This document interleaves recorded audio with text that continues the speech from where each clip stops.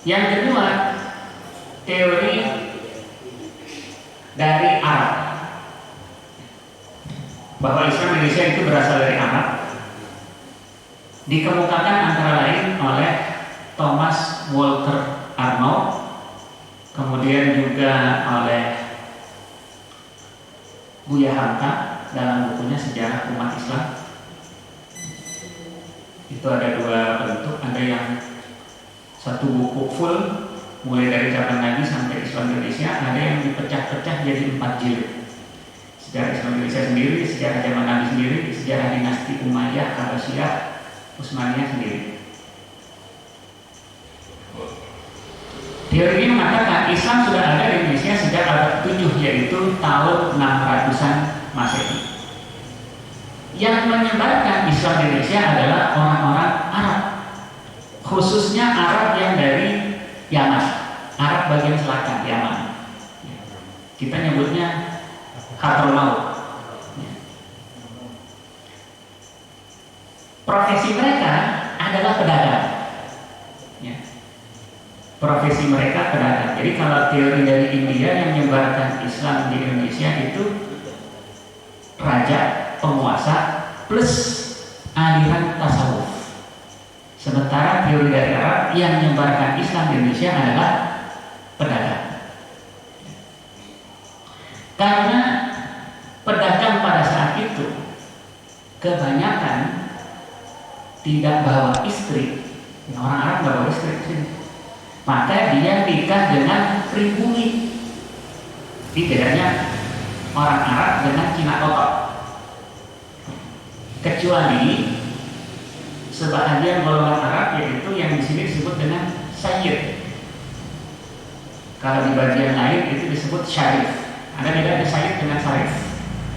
Kalau sayyid atau disebut juga kaum alawiyin. Sayyid itu adalah orang-orang Arab keturunan Nabi Muhammad SAW dari jalur Husain. Kebanyakan orang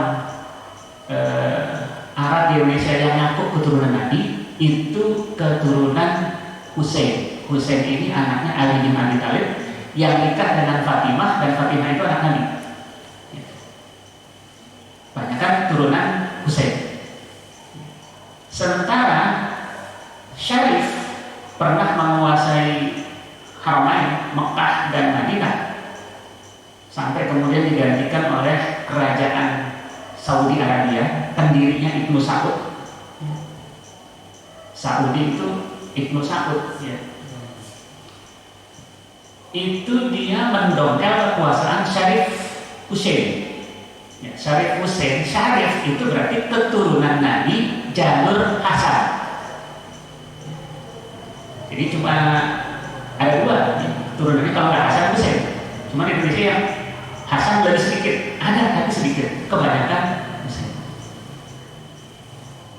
Kalau Hasan itu keturunan disebut Syarif. Syarif ini pernah menguasai Mekah, Haramain, kemudian dicongkel kekuasaannya, dikudeta dengan bantuan Lawrence of Arabia, intelijen dari Inggris yang memprovokasi Ibnu Saud, satu suku di Arab, untuk mencongkel atau mengkudeta kekuasaan Syarif Husain, sehingga kemudian berdirilah kerajaan Saudi Arabia. Syarif Husain kemana? Syarif Husain keturunannya kemudian pindah ke Yordan, pindah ke Yordania.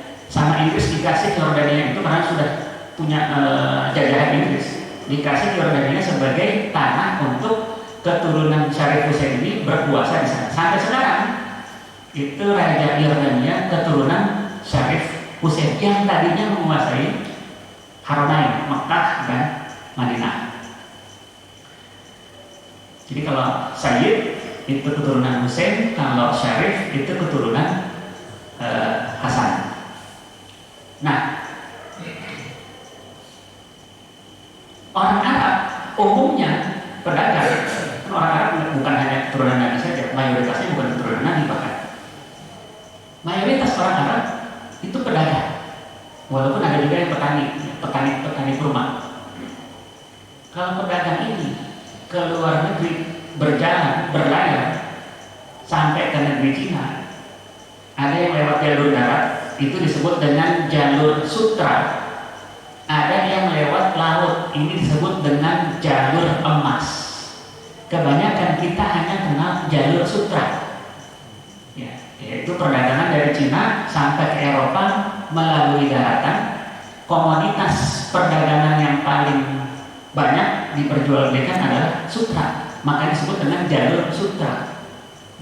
Sementara jalur emas ini biasanya jarang orang yang tahu. Jalur emas itu lewatnya laut. Yang diperjualbelikan adalah emas. Emasnya didatangkan dari timur, dibawa ke Eropa. Waktu itu masih kekuasaan Romawi. Jadi koin emas yang dipakai juga oleh orang Arab yang disebut dengan dinar, yang cetak itu orang Romawi. Koin emasnya yang cetak orang Romawi, dipakai oleh orang Arab disebut dengan dinar. Sumber emasnya itu dari timur, karena di Eropa tidak ada tambang emas, nggak ada tambang emas di Eropa. Di Indonesia ada tambang emas di Andalas, maka disebut Andalas itu karena pulau emas. Pulau Andalas itu artinya pulau emas. Ya. Di Bogor sini itu ada emas juga. Ya, kalau di Jawa emasnya malah lebih banyak, malah berkilo-kilo. Di Irian, ya, mau Irian Barat maupun Irian Timur yang sekarang jadi Papua Nugini, nah Irian Barat yang jadi 2 provinsi, itu juga banyak emas di sana. Australia juga banyak emas, cuma orang Eropa dan orang Arab tidak ada yang mampir ke Australia, nggak ada. Makanya emas di Australia masih utuh sampai abad 19. Bahkan emas gelondongan itu ada yang ditemukan di atas tanah, emas gumpalan murni asli 24 karat, itu beratnya sampai 60 kg. Sampai abad 19 itu ketemu. Kenapa? Orang aborigin nggak ngerti fungsi emas. Makanya sampai abad 19 itu emas masih ada. Orang Inggris datang, tinggal diambil itu emasnya. Begitu emas yang itu di atas tanah itu disebut dengan alluvial gold. Ya. Kalau itu udah habis, maka mereka kemudian digali emas itu. Di Irian juga sama. Orang Irian nggak ngerti emas, maka emas di Irian itu banyak berhamparan di atas tanah. Cuma nggak sebanyak di Australia. Ya, karena Australia dengan Irian ini sebenarnya dulunya satu daratan, kemudian karena es mencair ini terpisah. Makanya banyak hewan-hewan, tumbuhan itu ada kemiripan antara Australia dengan Irian. Emasnya juga sama di atas tanah. Begitu habis, maka datang Freeport gali. Ini Freeport itu nggak cuma gali tambang, banyak tambang di sana. Bukan hanya tembaga, tapi emas juga ada. Saya nggak tahu emasnya masih ada apa enggak ya. Yang jelas Freeport nggak hanya mencari tembaga juga mahal kan. Tembaga itu digunakan untuk buat kabel, dia penghantar listrik yang bagus. Makanya kalau ada pemulung itu nyari kabel bukan plastiknya, tapi tembaganya. Begitu sekarang tembaganya mahal diganti ya dengan aluminium. Masyarakat muslimin rahimakumullah, orang Arab ketika berdagang ini akhlaknya bagus. Kemudian dia menikah dengan pribumi. Kenapa? Karena gak bawa istri. Nah inilah hikmah kenapa dibolehkannya poligami. Hukumnya boleh ya, hukum asalnya boleh. Jadi pedagang ini merantau mulai dari Yaman sampai ke India itu bukan sebulan 2 bulan, tapi tahunan. Orang pergi haji aja dari Indonesia itu kesananya 6 bulan, balik ke sini 6 bulan, 1 tahun. Karena pakai kapal layar. Apalagi dari Arab ke Indonesia itu 6 bulan kurang lebih. Terus ke Cina kurang lebih juga 6 bulan, dan total 1 tahun, bolak-balik berarti 2 tahun. Berarti dia itu punya istri di Yaman, punya istri persinggahan juga di Patani. Patani itu daerah Thailand. Di India juga punya istri, di Patani punya istri, di Indonesia punya istri, di Kamboja, Cina juga punya istri.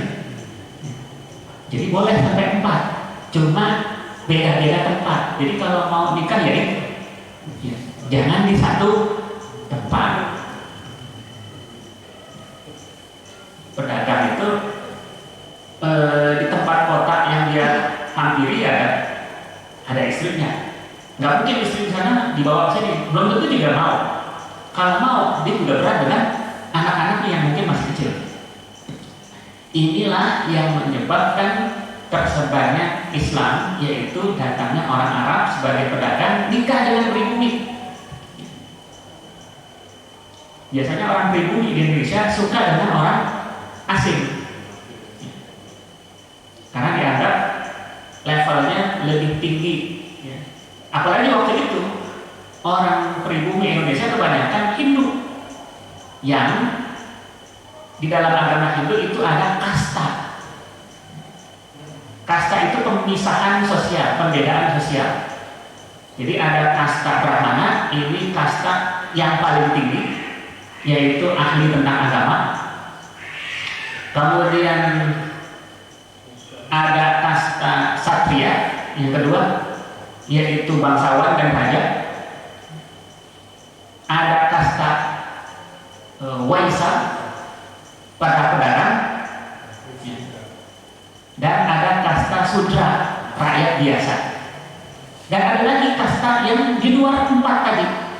Kalau 4 tadi dalam satu sistem, ibaratnya tubuh. Kalau Brahmana itu kepala, ada mata, makanya dia boleh baca kitab Weda. Ada Satria, itu tangan. Dengan tangannya dia punya kekuasaan, bisa membiarkan orang lain hidup dan bisa membiarkan orang lain mati dengan tangan.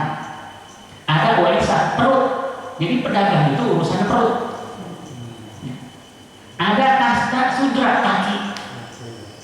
Ada yang di luar 4 tadi, yaitu Pahiyah, yang diinjak-injak. Tangan yang injak itu kasta Pahiyah.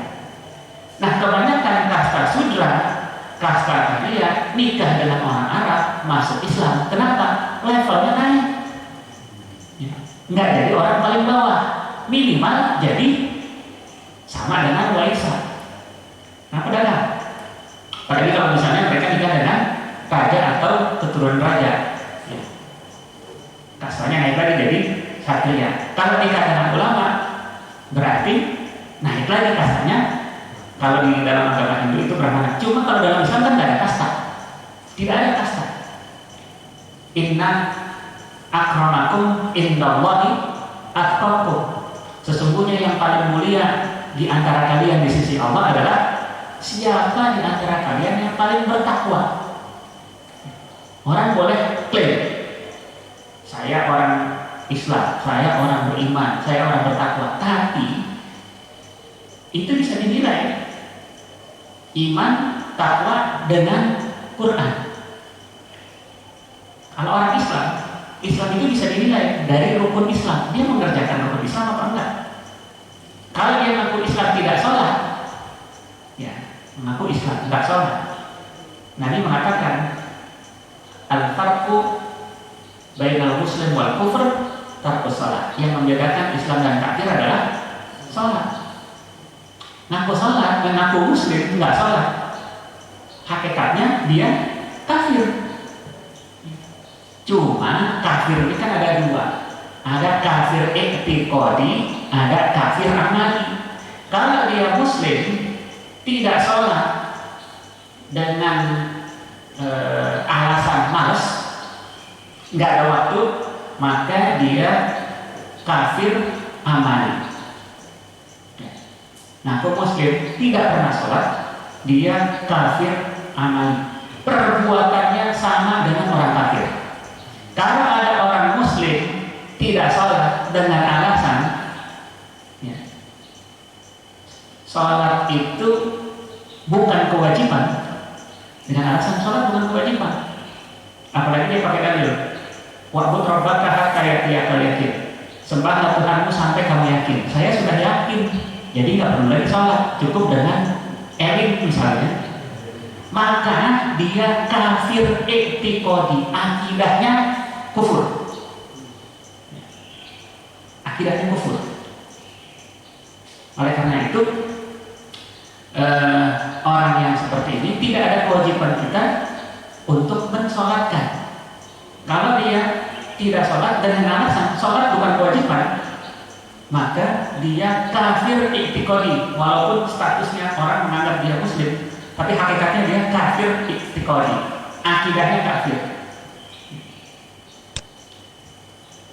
Kalau orang beriman, iman itu kan lebih tinggi derajatnya daripada Islam. Karena orang beriman berarti dia percaya kepada yang gaib. Dari 6 rukun iman itu semuanya gaib, kecuali Quran.